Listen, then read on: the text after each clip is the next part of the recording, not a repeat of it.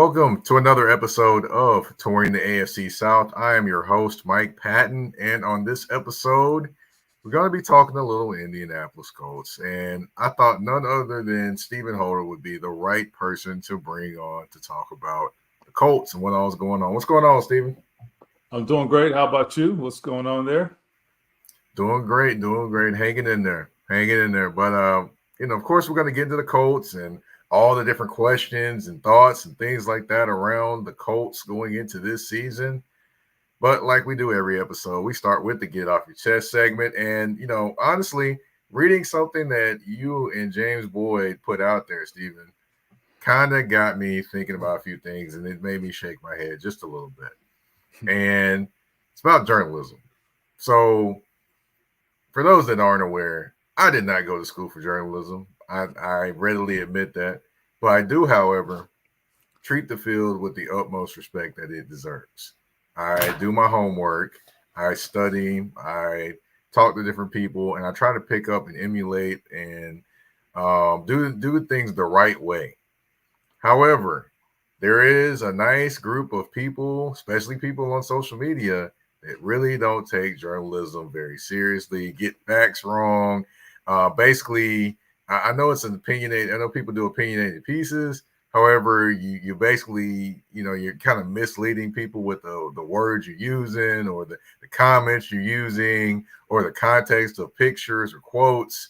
And that's not real journalism. That is almost like clickbait, pretty much. So, to me, I want to talk to all the people that think they're journalists.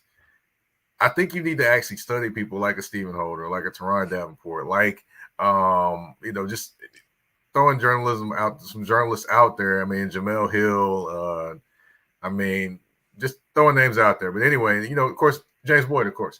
But, I think you need to study those people and understand what really journalism is, as opposed to thinking that, hey, I've got a pen or I've got a computer, I can type something out, and I'm going to throw something out there and see if it sticks. That's not journalism. That is clickbait material.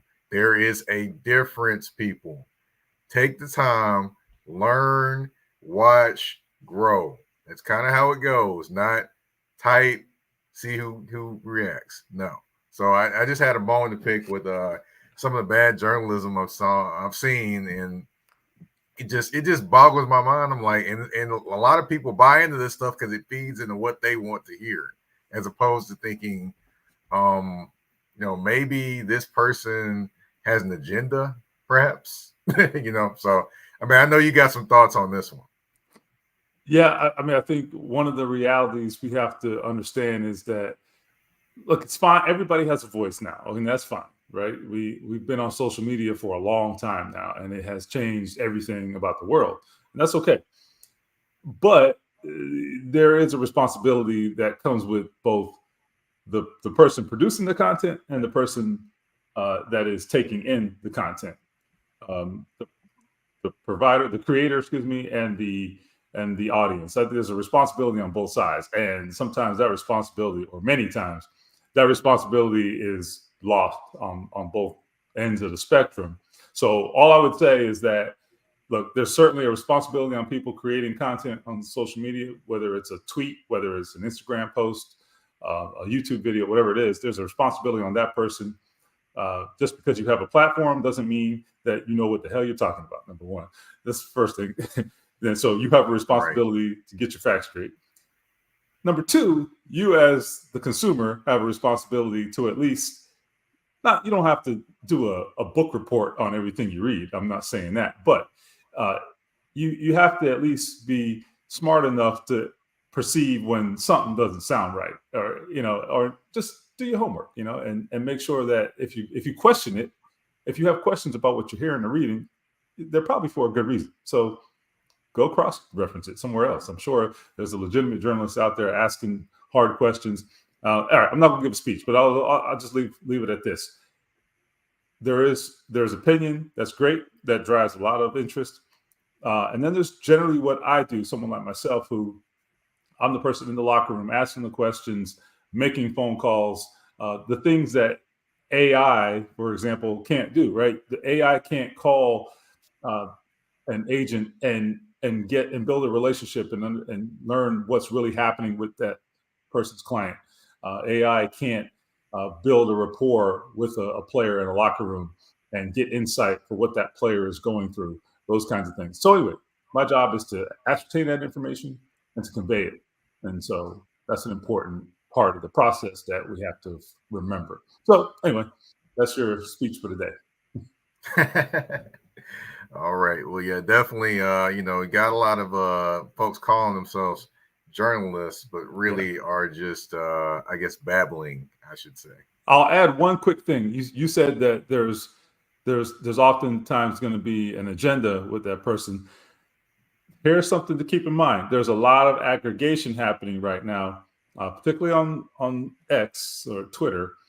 A lot of those accounts are looking for engagement. Why are they looking for engagement? Because they're making money. So it's very simple. So they take stuff that myself and others report and sensationalize it, and it becomes something that is not even close to what we actually reported. So that's kind of the reality we're dealing with. I can't do anything about it. All I can do is say, hey, we're going to do what we do, and hopefully that's what resonates with people. Right. People, you got to get the facts straight. Go to the source. Don't listen to the horse, I should say. Because the horse will just be spitting out everything, but list the actual source first. Exactly. But I don't know where I came up with that one from. But hey, it kind of plays into what we're talking about today, which is the Indianapolis Colts, the horseshoe. So, of course, the Indianapolis Colts make it to the last game, miss the playoffs just because, of course, the Texans win that game. They go on to win a wild card game, lose to the Ravens.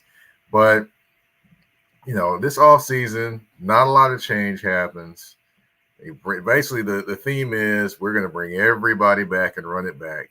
And then, of course, add different pieces through maybe the draft.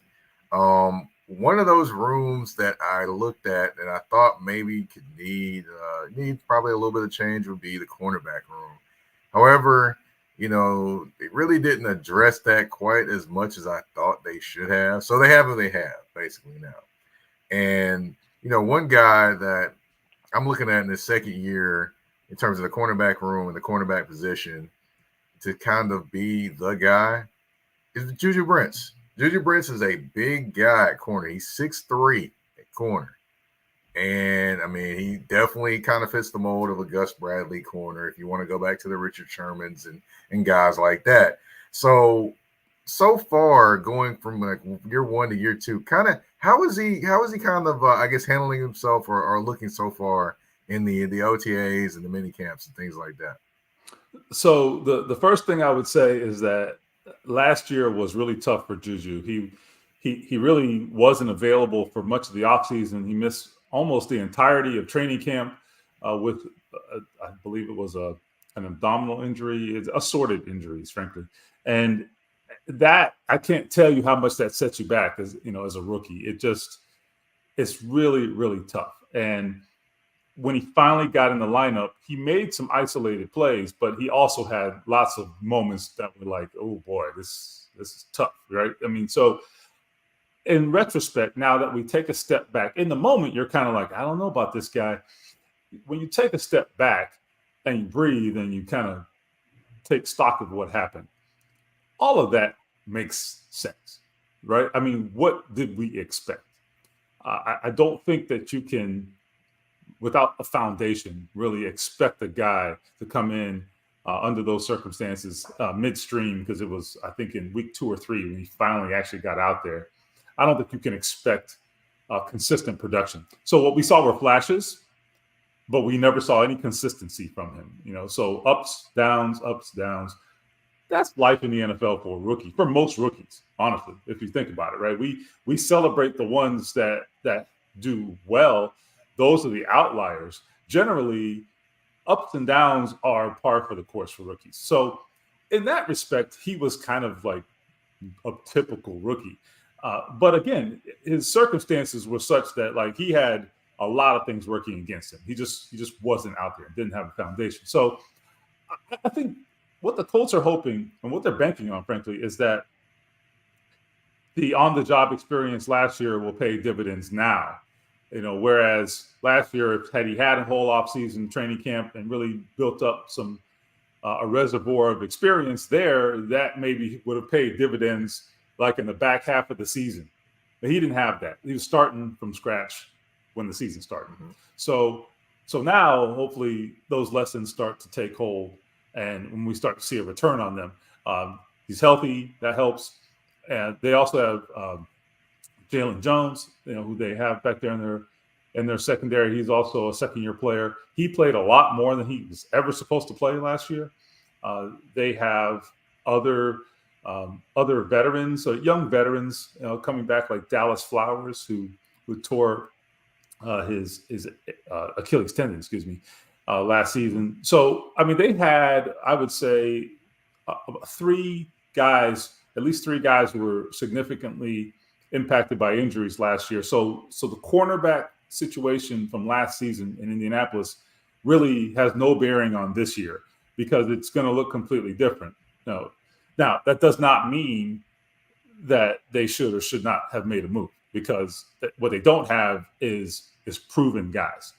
And so they are still taking a leap of faith here. There's no doubt about it. But there's no doubt that Juju Brents, he has the physique, he has the tools. He does, like you said, look like a guy, and particularly the type of guy Gus Bradley has had success with in the past. So it's all there, but you got to do it. You got to do it. And there's no, we don't make assumptions. We don't give trophies on potential, in this league. So we'll see. The clock is ticking, though, right? I mean, people don't wait around in the NFL. Mm-hmm. This is a big year for Juju Brents and the Colts secondary in general, I think. Definitely. And, of course, like you mentioned a few other corners, like you mentioned the Jalen Jones, you mentioned the Dallas Flowers. How they kind of look so far, and is, Kenny Moore kind of taking more of like a leadership role in the secondary going into this season more than you would probably say last year? Well, I'll answer the Kenny Moore question first. I think that last year, I think he took a big step last year in terms of leadership, frankly, and that's continuing. He is a guy he's been a veteran presence for a long time, but I think a couple of years ago he was kind of going through some things. He kind of struggled, in my opinion, as they transitioned to the new defensive scheme, which would have been in 2022. Now, everybody struggled in 2022. The Colts won 4 games. But he personally, it was coming on the heels of him kind of wanting or seeking a contract extension that didn't come. So there was some bitterness there with the team, lingering animosity, maybe, I don't know. But he showed up and he played. It's fine. But he had a tough season. He didn't make the big plays that we were used to him making. It just didn't look like him. So I think last year, to his credit, he made a big shift, I think, mentally, and just kind of embraced his situation and said, all right, look, you know what? It is what it is. It's a contract year. I'm going to do what I got to do. And it's about me. And he made it, he kind of shut out the variables and just focused in on what he had to do and finding a way to be effective within this scheme. He played in a scheme initially in Indianapolis that really accentuated his strengths. This one maybe did that to a lesser degree. So it's up to you, right, to find out how you can be effective within the system they're playing. And then it's also on the coaches to set you up to do that. So I think both parties did a better job of that last year. And then you saw him step forward and have a much more impactful season. He had that game with 2 pick sixes, for example, up in Carolina. We didn't see that kind of impact from Kenny Moore in 2022. So all that is positive. And I anticipate now that he has himself back. He has contract extension, by the way, which is big. Mm-hmm. This is his third contract with the Colts. I mean, he's basically a Colts lifer at this point. You know, he could finish his career here. That's a really a hell of a thing to be able to say. So you have that business is taken care of. Everybody's happy there. He bought his mama a house, right? I mean, like that's the gold standard, right? So you have made it, you know, from that perspective. The other thing now is, what's your legacy going to be, right? You know, go win something. And so I think that's what his motivation is now. And he is really, I think, starting to assert himself as a leader, to your original question, because he kind of has migrated past that sort of, you know, tumultuous time in his career, and he's in a much better place now. And I think the results will show on the field. It tends to work that way, right? When things are good off the field with your situation with the team, as long as you still have the talent, you know, it tends to show up on the field. So I think he'll have. I anticipate him having a good season and further finding ways to establish himself in this scheme. The other part of your question, I think, was about how Flowers and Jones are kind of looking. So I think it's funny. I'm with you. I think a lot of people have asked about why aren't they doing more? Why haven't they signed anybody? Look, I mean, L'Jarius Sneed was out there, right, or wanted to be moved, and the Colts could have done that potentially. They declined. They declined to really pursue that, you know, where he ended up, obviously. And so, right, I understand those questions, and they are very fair. But I think what I've seen so far in OTAs, it's interesting. I didn't see a lot of overt plays that made me kind of cringe, like, oh boy, they might be in trouble here. Now, what they do in OTAs is not necessarily going to carry over to the regular season, right? Nobody's hitting anybody. Right. I mean, you don't have pads on. We get all that. But the passing and catching part of OTAs is the most realistic thing that they do. Don't ask me about a left tackle in OTAs. Okay, I can't tell you. But I can tell you about receivers and defensive backs a little bit, right? You can glean something from that. Were there some big plays offensively? Yes. But the thing that's interesting is I felt like the passing game, I don't think it was not a free-for-all. Like there was some really competitive play on the other end of those things. And, you know, guys were not wide open, and there were the passes were being contested. So what I saw, I think was promising. You don't want either side to dominate. There was not that. It was a lot of back and forth, I thought, between the offense and the defense from a pass catching perspective in OTAs. So that says to me that guys are competing and they'll continue to grow. I think that they also, we believe, you know, will have a fairly productive pass rush. That's only going to help, you know. So yeah, I think the justification for their optimism, like, I don't think it's crazy. Okay, I am not making any promises because I haven't seen enough of these guys to make any promises. All I'm saying is I get why, I should say, the Colts are somewhat optimistic about the guys that they have in the secondary. And then so now it's up to them to prove the team in the front office right. Right. Well, I do have some more other questions for you about Laitu Latu and, of course, the wide receiver room. But first, we're going to take a quick commercial break. We'll come back and address those on Touring the AFC South. EBO Beard Butter and EBO Beard Wash are two of the best beard grooming products for men worldwide. They help promote growth, keep your beard moisturized and soft, and enhance your overall upkeep of your facial hair. And with the new promo code MPAFC10, you can get 10% off of these products. Just go to www.etsy.com/shop/EBO Beard Butter. Again, that's www.etsy.com/shop/EBO Beard Butter.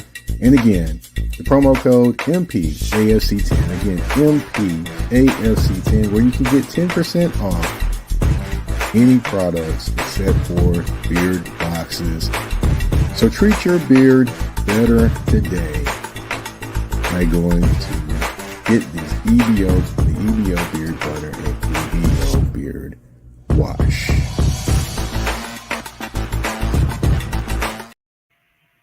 All right, and we are back on Touring the AFC South. And before we left off with a commercial break, I did have some. I did think about the rookie, of course, the first round draft pick out of UCLA. I almost said USC, UCLA. That's Laitu Latu. I mean, of course, everyone's talking about the tattoo. He's got the little horseshoe on the side of his shoulder and all those different things. With him, what is your just I mean, I know you can't see a lot of OTAs from the trenches, things like that, but what is just your kind of initial thoughts on his impact and potentially the additional pressure he puts on Kwity Paye to have a great season this year? So I'll start by saying my initial takeaway, like the moment they made the pick, was kind of like, okay. I was thinking a little bit more in terms of a cornerback because they had their pick of them at number 15, and for the reasons we just outlined. And so I was mildly surprised at first, but then in talking to the team officials, I think that I understood where they were coming from. And really what it boils down to is their philosophy, whether you agree or not, is, some fans will agree, some will feel differently, but the philosophy is clear. The philosophy is that we will always go with up front versus the back end, particularly on defense. It's true on offense to a degree too, but I mean, I'm not saying like offensive line over quarterback, but what I mean is like they're going to prioritize the front lines on both sides. That is never going to be compromised in their view. Once they've got that together, then they worry about everything else. That is the philosophy, and they have stuck to that. Now, you could argue, they haven't won the division in years, so where has that gotten them? Well, the truth is, though, that their strengths are offensive line and defensive line. And when you have that in place, then you can tinker with the rest of the lineup in other places, right? And try to win matchups in other areas. But if you don't win those matchups, then the rest of that stuff don't matter anyway. And so that's the philosophy, right? And there's a lot of merit to that. So I actually have embraced that philosophy to a degree, and I actually get it. And it's up to them to be proven right, but I understand. Mm-hmm.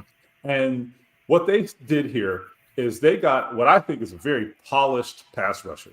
This guy, you mentioned USC, almost by mistake there. And it's interesting. If you go back and you watch UCLA, USC last season, I went back and I watched it after the draft. You will get an eyeful. This guy terrorized Caleb Williams. I mean, terrorized him. Now, Caleb had a big day because that's what he does. But those snaps where he didn't make a play, it was generally because Laitu Latu was in his face. I mean, and what I took away was this: all right, he gets off the ball, he's fast, he's quick, he bends on the edge, he has all that. But in addition to that, he has like a whole array of pass rush moves. Like he can go to different things in his toolbox. For a guy who's, I think 22 years old and, a rookie in the NFL, they don't tend to come into the league with that much to work with. They're trying to develop that normally. This guy already has it. And I think that is going to go a long way for the Colts. They're going to put him in position to succeed because I think he's going to play maybe fewer snaps than you might anticipate for a number one pick. But that's strategic. They have a lot of depth on their defensive line. So what they're trying to do is, number one, keep guys fresh. They're going to rotate a lot. They can also put him in optimum situations. So where is he going to be best? He's going to be best in second and long, third and long, just third down generally, right? Passing situations, put him in there where he's got the best chance to go get the quarterback and do what he does. They have that luxury frankly. If they didn't have a lot of bodies up there or talented players, they would have to probably play this differently. But they have a luxury where they can use him as a targeted player. You talked about Kwity Paye. They like Kwity Paye. They picked up his fifth-year option, so he's now under contract through 2025. There was some doubt about that. And I thought that making that decision after the draft, it sent a signal that, no, we're all in on this defensive line. Now, it certainly, Kwity Paye still has to earn a contract extension in the future. But at least in the short term, it says to him, no, you're a part of this, and we want all our guys. So I like what they have. I mean, there's no reason they can't have one of the top defensive lines in the NFL. In fact, I think if they don't, that is a disappointment. When you have DeForest Buckner, you got Grover Stewart, as good of an interior tandem as you will find literally anywhere in the NFL. Those two guys. You have that, and then you have these pieces on the edge, some are inside-outside pieces. Dayo Adengo, he's a Nashville guy who played at Vanderbilt. So, man had 10 sacks at Vanderbilt. Okay? I'm just saying. So, so he's a guy they're very excited about. He's in a contract here, I believe, as well. So they have lots of reason to be optimistic about that line. And Latu, I think the biggest reason I think he can be successful is because they're not going to ask much of him. His job is to step in here and just go get the quarterback in an optimum situation. So, I mean, they are rolling out the red carpet for him to have a big year. I mean, on paper, right? So, right. What he's made of. But I think between his first step, which is very bit quick, and his pass rush moves, and he has an assortment of them. He has what it takes. He has everything in his arsenal to have a good season, and I think there's a lot of optimism, and justifiably so. Yeah, it definitely is going to be interesting just to watch him and see how things develop. You speaking about a lot of the moves and things like that he has. It kind of, while you said that, my mind kind of flashed to thinking of maybe a bigger Dwight Freeney with all the different moves, perhaps. But that's where my mind kind of was going to as well. Especially, I talked to Dwight Freeney this week. In fact. Oh, you did? Okay. I did, because going into the Hall of Fame. So the timing of that comment is actually perfect. And not to sidetrack it, but I mean, it's fascinating talking to him, because I talked to him about his spin move. And that was the thing that he said, was that when you perfect a move, it's all they're worried about, right? The offensive tackle. And he said ultimately, though, he said, I would normally just kill him with my speed off the edge. He said, but they were also worried about me spinning. So he says, I want them to be thinking about that, because then I'm just coming with my speed. And so, look, Latu is no Dwight Freeney, okay? We got a long way to go.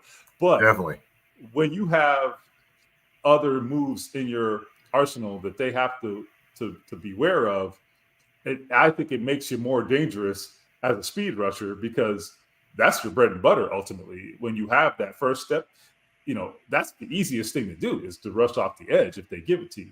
So if you can mix some moves in that have some success, and now they're thinking about that, it gives you, I think, a little bit higher chance of success just winning straight up off the edge. So we'll see. I mean, it worked for Dwight Freeney, so I think that he's a good person to follow.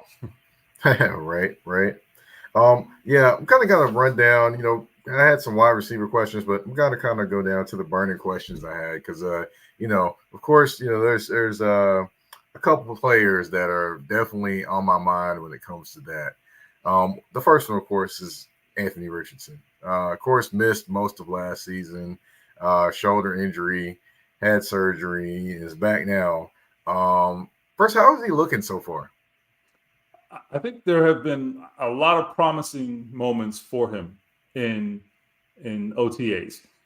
You're starting to see like the dynamic potential of the offense, where if there's a shot down the field to take, he will take it. And there have been some moments where you can see where his legs are going to be a factor, like the dynamic potential of the offense just returns when you have his playmaking ability. Now, the reality is there has been some ups and downs for him too, and I think that's to be expected.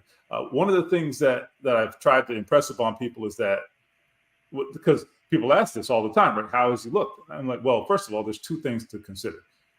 Physically, he looks great. Like his shoulders, good. I know he had the soreness at the end of the mini camp, and that was a little bit of a big story because he missed the final day. But he missed a 45-minute practice on the final day of mini camp. That's what he missed. I have no reason to believe that there's any lingering issue there other than the man had surgery 7 or 8 months ago. His shoulder was sore. They told him sit down. You know what I mean? Like that's a very plausible and believable scenario. So until I have reason to believe otherwise, I'm fine with that. So okay, so in that regard, he's great. He's doing great, and he has taken a lot of workload on that shoulder through the last 2 months without any issue. So that's all great. Now the reality is that when you miss a lot of time, you gotta get your timing back. You gotta get the rust off. You gotta, just kind of get back in the groove. That's still happening. I also think that is normal. So that doesn't worry me that much. It's to be expected. He played 4 games last year, and I'm not saying that what he showed was like a huge concern. I'm just saying you just want the consistency every single play, and he hasn't gotten there yet. But again, no one should have expected that. This guy, he didn't throw to a teammate until, I guess, maybe mid-May or something. You know what I mean? So, like, what are we talking about? You know what I mean? We're talking about a month or so of him actually throwing to his teammates after not having done that for, 6 months, 7 months, right? So that is something you just have to take into account. It's just reality. So it's fine. I think as long as you can see the trajectory going up, and when they get to training camp, I anticipate that will happen. They being the quarterbacks and the wide receivers and tight ends, are supposed to get together on their own here in the coming weeks as well, maybe in California, just for a couple days of, continued work together. So I love the initiative, and Anthony Richardson will absolutely be a part of that. So everything's pointing in the right direction. I think what this really does is, the biggest thing is, this puts their head coach Shane Steichen, this puts him back in the driver's seat. They had a top 10 offense in terms of efficiency last season, despite Gardner Minshew starting 13 games. I mean, that no say to Gardner Minshew, okay, no say, but he is a player who his skill set is what it is, right? I mean, we know what he is. Here you got Anthony Richardson, and his skill set is like this, right? I mean, the range of things that he can do is totally different. Gardner's going to go out there and execute. He knows where to go with the ball. The man is sharp, knows the offense better than anybody. All those things. That's how he succeeds. Anthony Richardson may not have that. What he does have, though, is he got some stuff that God gave him that nobody else has. So now you give that to Shane Steichen, who I will admit, not knowing a lot about him when he got hired, but I can tell you now, having been around him for over a year, Shane Steichen has it. That guy is brilliant. He knows ball. He's a gifted play caller. He understands the flow of the game and the interplay between the offense coordinator and defense coordinator. The man, I'm telling you, he's only scratched the surface, and he has been in the lab for the past couple of months coming up with some stuff. And he's going to have that combination of Anthony and Jonathan Taylor, which they did not have last year. They had one or the other, because Taylor started off the season on off the field, or I should say he was not on the field. So you really did not have those guys play together. By the time Taylor got back, Richardson gets hurt, and so they never have them together. Now you have one of the most dynamic backfields in football, and that just plays right into the play caller's hands. So we'll see. I mean, They could all fall on its face, but I love what it looks like, at least on paper. Yeah, it definitely is looking pretty interesting. Another interesting scenario is the wide receiver room. Of course, the Colts drafted A.D. Mitchell. Of course, he's from Cambridge, maybe about 10 minutes from where I actually live. So he graduated from there, and of course from University of Georgia and University of Texas. They had him in the second round. Previous year added Joshua Downs to go along with Michael Pittman Jr. and the guy I want to mention that is Alec Pierce. Now he's going into his third season. The first couple seasons he had a okay season. His first season, second season, it kind of looked like he kind of regressed a little bit more of those receptions and yards went to Joshua Downs. So now they bring in another guy that's dynamic and could probably outshine him. So how much pressure do you think is actually on him going into his third season to try to improve and get better and things like that, despite the upgrade in the wide receiver room around him? So it's interesting. I think that, first of all, there's a lot of pressure, in my view, on Alec Pierce. I actually think, number one, that's a good thing, because you can almost get too comfortable sometimes. I'm not saying he did. I have no idea. But but this will ensure that does not happen. Okay? There's no question about it. He can't be laissez-faire about this, because this man is coming for your snaps. Okay, let's just call it what it is. A.D. Mitchell had a very good spring. Okay, I'll tell you now. Again, I don't know if it carries over. I've seen a lot of OTA superstars over the years. Okay, it don't mean nothing in the grand scheme, but that's all I have with A.D. Mitchell. That's all we got so far, and he did what was asked of him. He showed up. He made plays. He made some really impressive ones, in fact. So I can't say that from Alec Pierce, I can't say he consistently did that. So A.D. Mitchell is putting pressure on him. That pressure is being applied as we speak. Now, in Alec Pierce's defense, some of his situation is not his fault. I feel like the first season he had here, he had a quarterback carousel with Matt Ryan and Ellinger and Nick Foles, and I mean, what even was that? I don't know. So some of that was not his fault, but he did contribute. He did manage to contribute that year. I think over 40 catches, I believe, and or 30 some odd catches, 40 catches, over 400 yards. He contributed, right? And what happened last year, the numbers declined, but I also don't think it was his fault. I think he has a very defined role. He is their deep guy. He's the deep threat in the offense, and a lot of his routes, at least, took him down the field. They didn't take those shots last year. They just did not. We talked about Minshew. His game is basically going to be short and intermediate. He's not taking the deep shots. And really where a guy like Alec Pierce really pays dividends is when you take those 2 or 3 shots to him and he gets 1 or 2 of them, and turns them into a 30-yard play. I mean, if you do that a couple times a game, people will pay you to do that for 10 years, So right. That's just the league, right? Those are the plays they're looking for. So if you can give them 1 or 2 of those, you're making the club. So he didn't have those opportunities. He was out there. He just didn't get the football. And I can tell you from watching the film, there were times he should have gotten the football. Now, here's the thing. He had a very defined role. So now here's a guy in A.D. Mitchell who can also do that.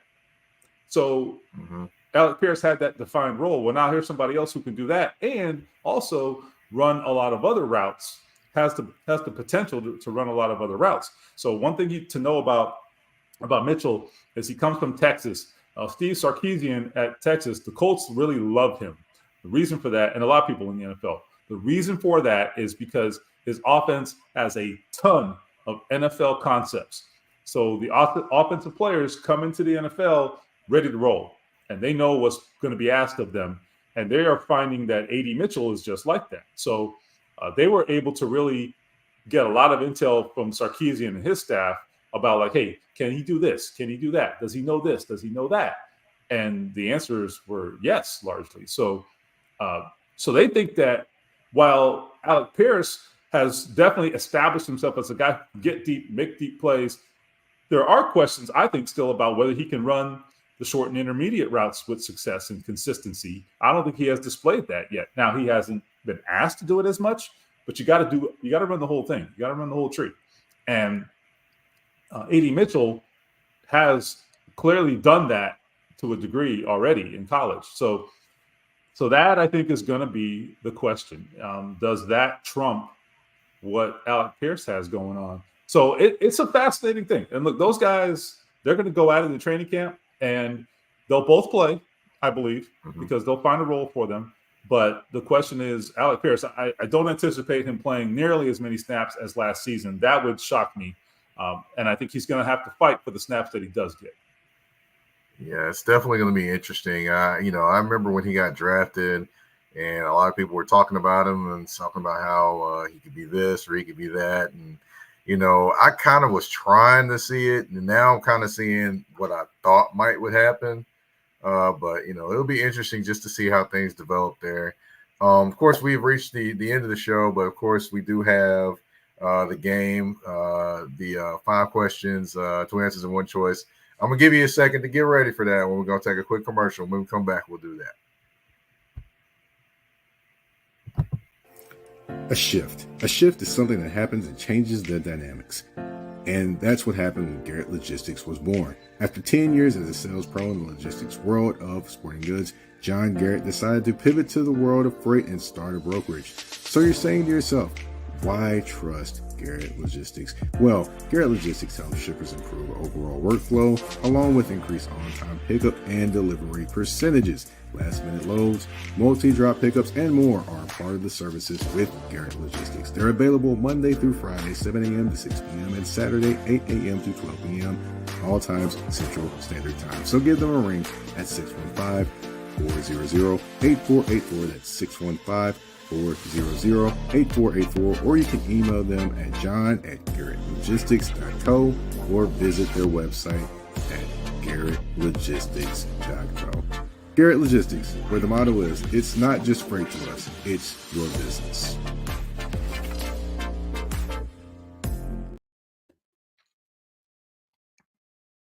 All right, and we are back, and like I mentioned before the commercial break, it's game time. 5 questions, 2 answers, and 1 choice. Stephen Holder, are you ready?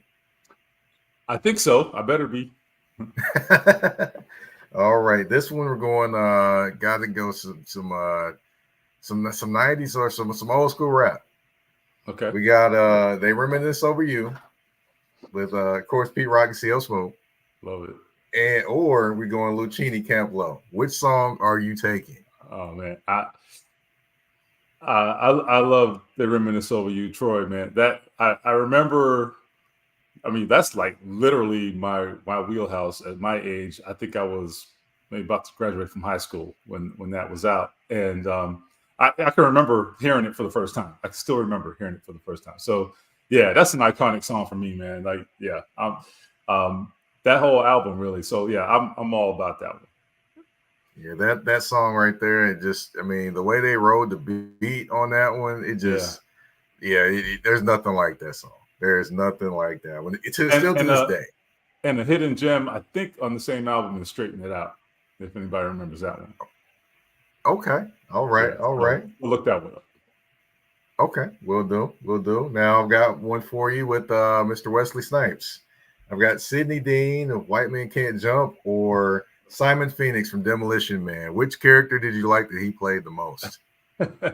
I think White Men Can't Jump. I mean, Wesley Snipes. I don't know when's the last movie he made that I actually cared about, but that man had a run. I guess 80s and 90s or so, where I mean, you talk about some classics, right? I mean, I don't know what happened to him. He had that whole tax evasion thing going on, if I recall, and he hadn't been heard from a lot since then. But let's give him his flowers, right? Wesley Snipes did his thing, and yeah, he definitely put on a show for a couple of decades there, I would say. Yeah, definitely. Yeah, White Man Can't Jump. That was always interesting, man. I still remember the line from Kadeem Hardison. We're going Sizzler. We going Sizzler. Exactly. I still remember that line. Exactly. Those are the All lines right. that stand the test of time. Definitely. Yeah. I ain't seen the Sizzler in about 20 years, but that line still rings true. All Yeah. right. You got Jonathan Taylor or Saquon Barkley. Which one do you think will have the better 2024 season? That is interesting. They both have similar situations, I think, with quarterbacks who I think help the running game. So it'll be interesting. I think that Saquon has had a little bit of impact. I think his injuries that he's had over the years, I've started to see a little impact, residual effect there. I mean, I'm just splitting here, so maybe a little bit, but just trying to separate them. Jonathan Taylor, the way he finished last season, I think I'm going to go with Jonathan Taylor. I just saw a guy there who I think separated himself from the other guys at his position, generally speaking, maybe with the exception of obviously Christian McCaffrey, but he would be next on my list, frankly, in terms of like go-to running backs. The question, though, I'm leaning toward Taylor, but I will admit he has to stay healthy. He had certainly he started to play well. He had, was it a holdout? Did he have an ankle injury? Whatever. We can debate that later. It's in the eye of the beholder. But let's take that out of the equation. He also had the wrist surgery or thumb surgery, I should say, late in the season. Missed 3 games there at a really critical time, and their offense was certainly affected by that.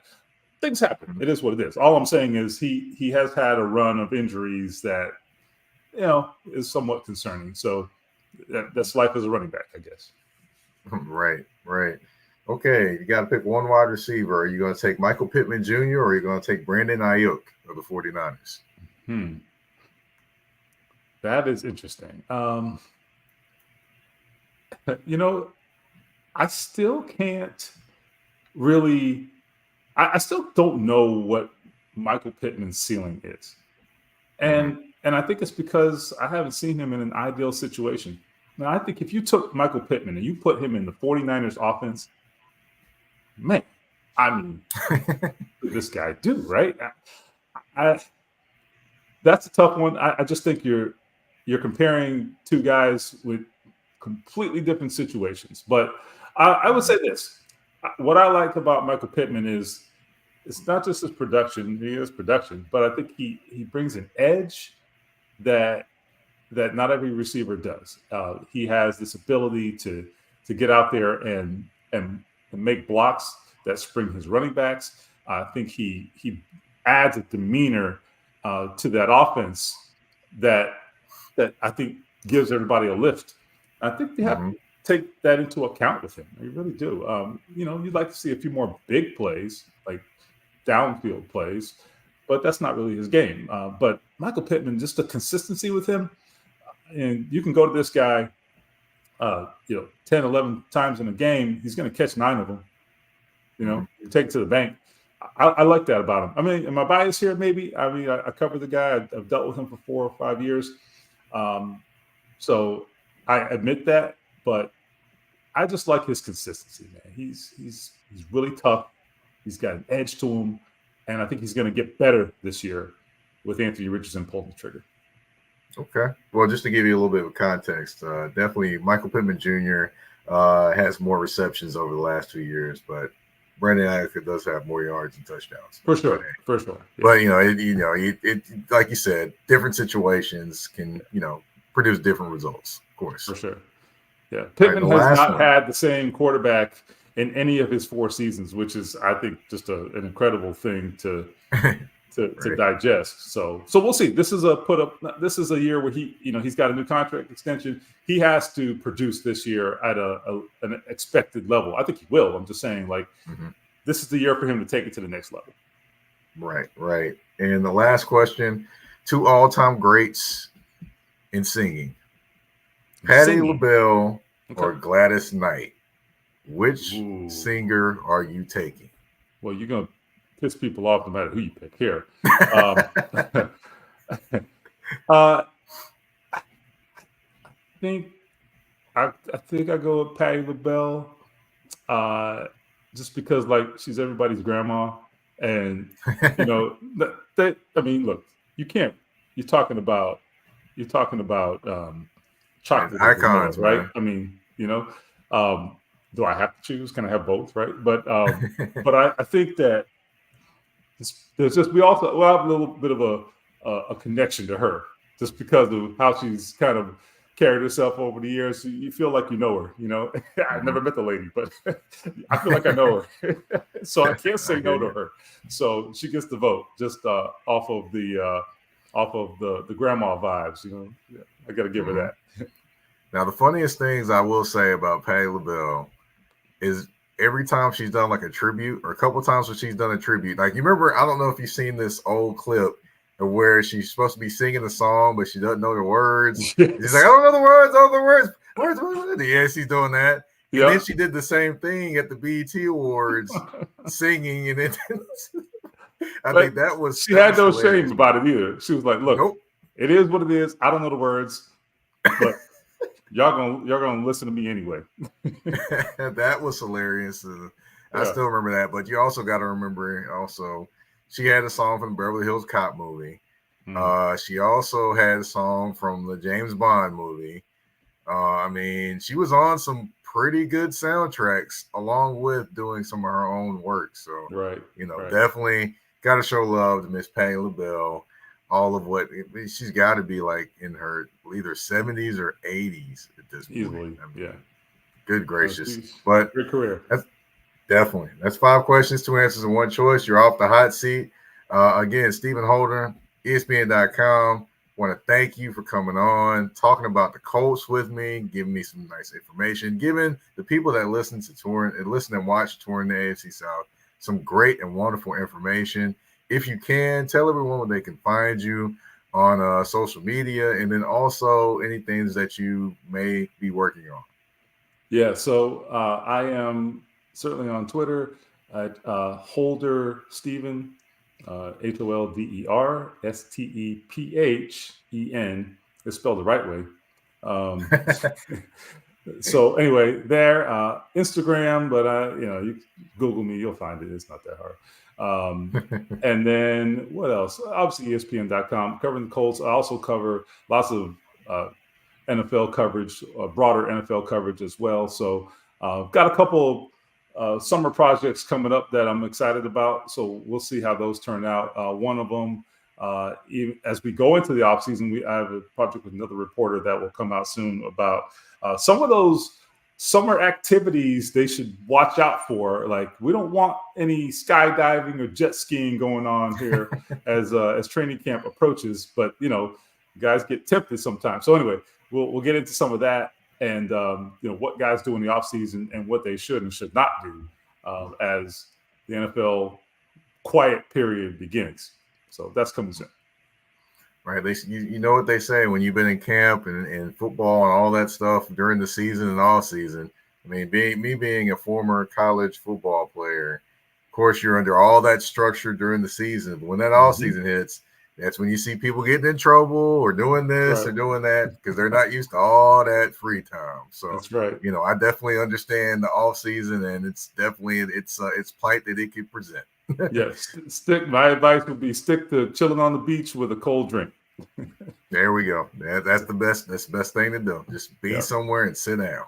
Yeah, exactly. But you can definitely find me. I'm your host, Mike Patton. I'm the host of Touring the AFC South. You can find me on the artist, formerly known as Twitter, Word to Prince, at Mike Patton 82. That's MikePatton 82. Of course, you can find me on Instagram and Threads at that's THA, not THE, _general_NP. Touring the AFC South. You can find on all listening platforms, whether it be Spotify, Apple Podcasts, Google Podcasts, iHeartRadio, Amazon Music, you name it, we are there. And we're also on YouTube for your visual pleasure. Okay, thank you all for tuning in to this episode of Touring the AFC South with your host, Mike Patton. We're out. Peace.